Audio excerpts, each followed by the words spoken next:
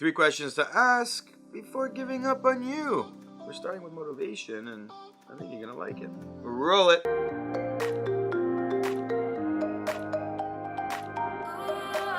Welcome back to another video where we've been exploring this whole idea of giving up and quitting, how they're different yet the same, and we've applied a whole bunch of scenarios to a whole bunch of different questions in the quitting side of things and then on the giving up side of things. I'll link both below so you can watch the whole series and really grab hold on the differences and the similarities.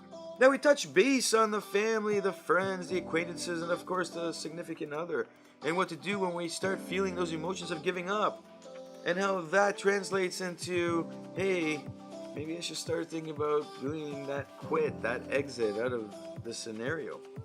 In the case of us, well, we're here. We need to address what's happening because we can't really just give up on ourselves and walk away clean.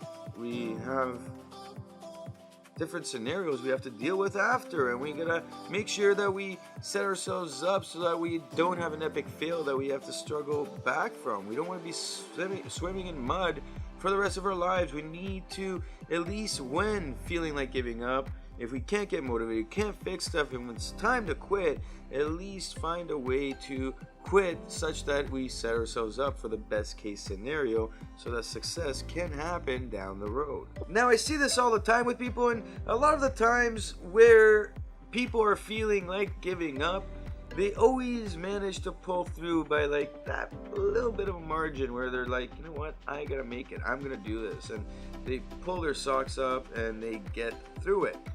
The question is very simple and at the same time very hard, because we have to work on our mindsets, and it's that little bit of a push that we give so we can figure out exactly what's needed to be done. Now, in most cases, people will figure out how to keep fighting on and keep moving, but in some cases we just give up and we go, that this is it, I'm done, and that's it, and we give up on ourselves on any one thing that is occurring. First question: why are you feeling like this? What is actually occurring? And in most cases, this will be something that's been happening for a while and not something that just presented itself. It's a ongoing, really hit to the heart, to the stomach. It's one of those things where your gut's telling you, I don't want to be this person anymore. I don't want to be doing this anymore. I'm sick of this. I just want freedom from this. And along those lines, we feel it based on external sources. Now, we've touched up on the people, places, and things from a perspective of, especially people that are in our lives. However, this really is something that's happening deep down within us. It's when we're feeling like giving up in something that we're trying to grow in, or when we've been working on something and it's not working out, or the real hard one is when you don't see any future in something. You can't see yourself becoming better at something, and you think to yourself, why keep going? Why not give up? Number 2, it's analyzing where your expectations are right now. And I see this a lot with younger people more than older people. Older people, after their 40s have really come to realization that, they're not going to achieve everything they wanted to achieve. And some of them do, and they keep moving forward. But most of them will say, you know what I had in my head ain't the same. It's not what I thought in reality, so I gotta change this. And this will gradually happen to each and every one of us as time goes on. We actually come to the point where we realize this, and then we adjust, and usually it's because of other priorities that step in our lives, like kids. Now, if you're not there yet and your mindset's still on this big expectation, we gotta analyze it. We gotta look at it and ask ourselves, in comparison to how we're feeling, to what we built this whole expectation on, how realistic is it right now? Has the narrative changed? And has life changed? Have things changed? Is life moving in a different direction? I was talking to somebody who's still struggling with their business, trying to take off, and they had spent over 7 years, and then I was like, why are you struggling still? Look at all the competition out there in what you're doing. And the reality of his specific was that his idea didn't apply anymore. He missed the boat. But in his mind, his expectation was still the same. And instead of changing his expectations, changing what his product was doing, changing the business model, he stuck to the idea for way too long, losing time, energy, and money, and feeling like it was time to give up each and every day. But that time never actually transpired. It never happened. He just kept going. Perseverance was huge for this guy. It was a good skill set, but in the wrong thing. Once we analyze both the emotional set and the expectations, and then we write everything down, we can now start analyzing and asking ourselves, when we start to calm down, when we start to come to reality, start becoming centered, start feeling like we are in a mindset of positivity, not negativity, then we can start analyzing, what are we doing right, what are we doing wrong, and how does this all apply with the expectations? This is very critical. Our expectations are critical to understand as a reality, not the narrative. And motivation will come out of this, and if you are in that position of being positive towards finding the changes you need to find.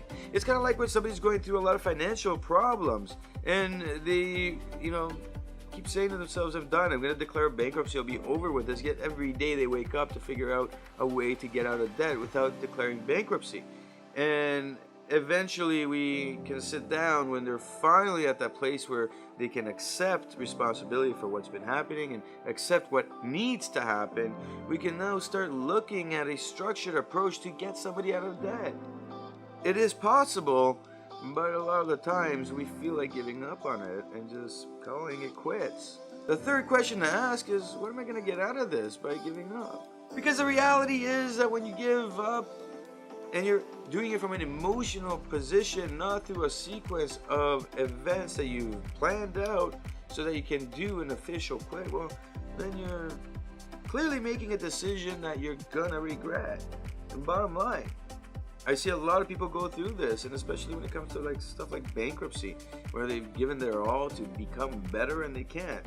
Or when they're trying to lose weight and then one day they just went, and all of a sudden they start eating all the stuff they shouldn't be eating, stop working out, and go back to that lifestyle they wanted to escape. Or when they decide they're going to be a better person, have a better relationship with their significant other, and they keep working at it, but instead they give up because things didn't go the way they thought they would based on those expectations.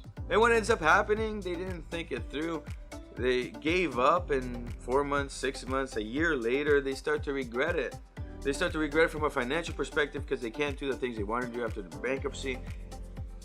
They gain all this weight again that they work so hard to lose, the 20, 30, 40 pounds. And then, of course, if they break up with the significant other, well, they regret it and they want them back, but it's a little bit too late. And these are all scenarios where we need to start working on before we allow ourselves to pull an epic failure based on emotion. It needs to be structured based on logic, a proper quit. Motivation will spring out of you working here. It will spring out of that moment where your expectations are finally put into reality. You will see a plan shaping out. So if you thought, hey, I'm going to lose 20 pounds overnight, it ain't going to happen. You need to plan that out and see yourself losing 2-3 pounds a week over the next 4 or 5 months. If you thought you could get out of debt, it'll take way longer than you think. And if you thought you could pay off 20 grand overnight, it's going to take you 4 or 5 months if you're making good cash flow. And if you're not, maybe a year, maybe 2. And if that relationship isn't going the way you want it, well, logically, it's going to take a way longer time to fix people's emotions, because first you got to fix your own. The other emotions will fix themselves if they start seeing you fixing yours. Because we can't control other people. We can't fix other people. We can't help other people. We can only help ourselves right now. This motivation that we need to not give up and continue in the things we need to continue in come from us doing, not sitting around wondering why things aren't working out. Trust me, I've been there. I've been doing all of these things. I've had the debt. I've had the weight issue. I've had the relationship that I wanted fixed. Every day is a battle for most of us to keep moving forward. Yet we do. Yet that giving up is always there, and it makes everything 10 times harder. The point is to look at everything face value. Ask yourself, where are these emotions coming from? How do I create an expectation that makes sense, plan it out, and work towards success? And if that's not going to happen, how do I quit out of the situation so that I have a structured, successful next stage in my life? This is what is critical. So take some time and ask yourself, how many times have you done this? How many times have you stuck to it? What have you actually done to see you get out of this space of negativity, that negative chatter that says give up? What have you done different, or is it every day the same thing? My name is Nikos Rentas. This is mentorsapproach.com. Hit that like button if you like what you see. Of course, hit the subscribe button to get your daily motivational idea to get you moving in the right direction. And of course, leave your comment below. Leave your story. What have you learned over the days of you being you? What are the learning notes? What would you do different? Why did you keep the same? How did you succeed? Tell a story, because who knows, somebody might be reading your comment. It might help change your life.